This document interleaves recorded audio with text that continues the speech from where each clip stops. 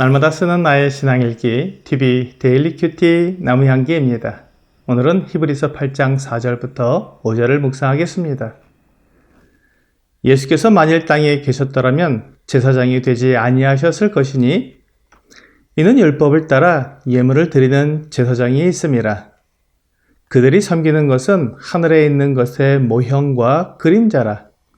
모세가 장막을 지으려 할 때에 지시하심을 얻음과 같으니 이르시되 삼가 모든 것을 산에서 내게 보이던 본을 따라 지으라 하셨느니라. 하나님은 법을 만드신 분이기 때문에 법을 지키시는 분이십니다. 사람들은 힘을 가지고 있으면 법 위에 군림하려고 합니다. 마치 법을 지키지 않아도 자기에게 아무런 문제가 일어나지 않는다는 특권이 자신을 높여주는 것으로 오해하는 것 같습니다. 과거 많은 왕들이 그렇게 법을 무시하고 자신에게 유리한 법을 만들어서 백성들을 지배하는 특권을 누렸기 때문에 사람들은 그것이 힘과 지위라고 생각하는 것 같습니다. 그러나 모든 왕의 왕이시며 모든 권세를 가지신 하나님께서는 법을 만드시고 그 법을 지키시는 분이십니다. 만일 하나님께서 법을 만드시고 그 법을 지키지 않으신다면 하나님은 범법자가 되시는 것입니다. 잠언 28장 21절은 사람의 낯을 보아주는 것이 좋지 못하고 한 조각 떡으로 말미암아 사람이 범법하는 것도 그러하니라 라고 말씀하고 있습니다. 정해진 규칙과 법을 어기는 것은 좋지 못하다고 분명히 말씀하고 있습니다. 또한 야고보서 2장 9절은 만일 너희가 사람을 차별하여 대하면 죄를 짓는 것이니 율법이 너희를 범법자로 정죄하리라 라고 말씀하고 있습니다.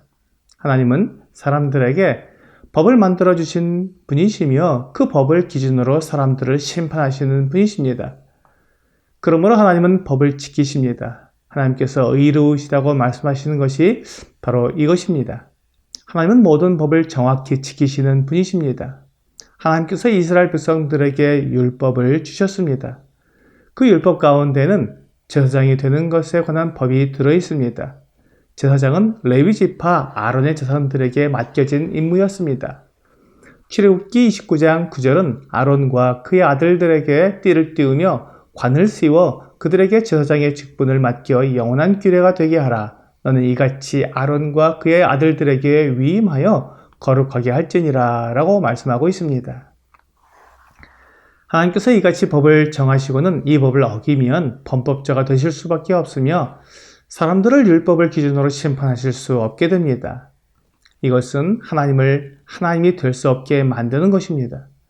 그러므로 주 예수님께서 이 세상에 계실 때 제사장이 되지 않으셨습니다. 주 예수님은 레위 지파 아론의 자손으로 태어나지 않으시고 유다 지파에서 태어나셨기 때문에 율법에 의하면 제사장이 되실 수 없었습니다. 주 예수님께서는 이 땅의 성전에서 대제사장의 직무를 행하신 것이 아니라 하늘의 참 장막에서 행하셨습니다. 그러므로 율법이 주 예수님을 판단할 수 없습니다. 율법은 사람이 이 땅에 사는 동안 사람을 주관하는 것이기 때문입니다. 로마서 7장 1절은 형제들아 내가 법 아는 자들에게 말하노니 너희는 그 법이 사람이 살 동안만 그를 주관하는 줄을 알지 못하느냐라고 말씀하고 있습니다.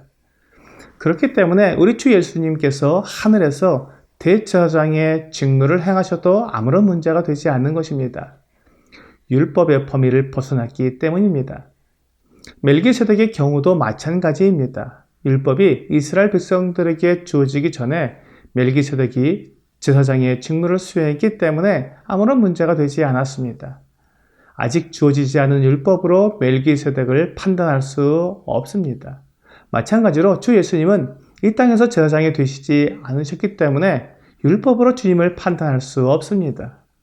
시내산에서 하나님께서 모세에게 성막을 만들도록 명령하시고 그 모든 제도와 규격을 알려주셨습니다. 출애굽기 25장 8절과 9절은 내가 그들 중에 거할 성소를 그들이 나를 위하여 짓되 무릇 내가 내게 보이는 모양대로 장막을 짓고 기구들도 그 모양을 따라 지을지니라 라고 말씀하고 있습니다. 하나님께서 모세에게 만들게 하신 장막의 참모습이 있었습니다. 모세는 그것을 보고 이스라엘 백성들과 함께 그 본 것의 모형을 만든 것입니다. 이 땅에서 율법 아래 이루어진 제사와 제사장 직무는 하늘에 있는 참 장막의 모형이요 그림자였을 뿐입니다. 그러므로 하나님의 아들 예수 그리스도께서 자기 자신을 제물로 드리시고 자기 피를 가지고 지성소에 들어가셨다면 예수 그리스도께서 참 장막에서 섬기는 대제사장이 되신 것입니다. 하나님께서 그렇게 계획하셨고 그 임무를 그 아들 예수 그리스도께 맡기신 것입니다.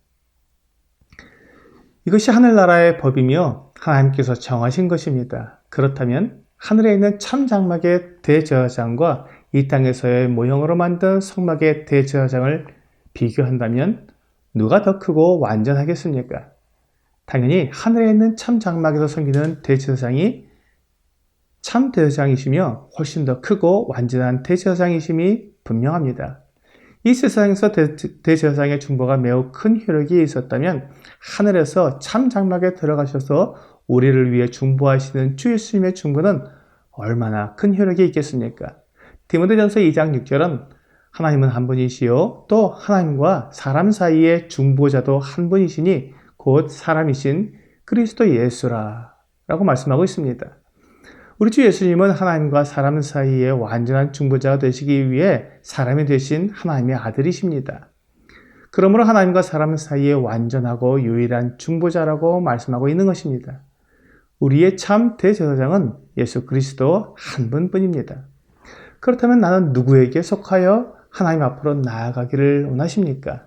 이 땅에 연약하고 약점이 있는 대제사장에게 나를 맡겨서 나아가겠습니까? 아니면 하늘에 계신 완전하고 거룩하신 참 대제사장에게 나를 의탁하고 하나님께 나아가겠습니까? 교회는 예수 그리스도를 기초로 하여 그 위에 세워진 참 성전입니다.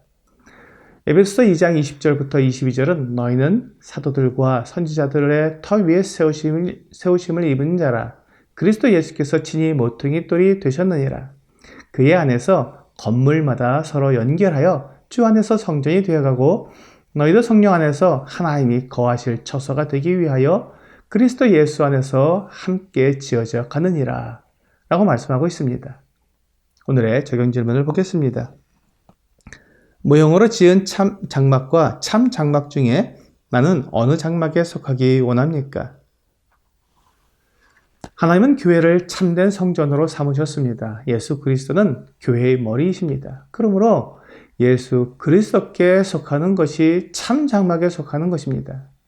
오늘 사람들을 위한 종교 체계에 속하는 것이 아니라 하나님의 완전한 계획이신 그리스도께 속하여 하나님을 섬기는 여러분과 제가 되기를 주 예수님의 이름으로 기도합니다.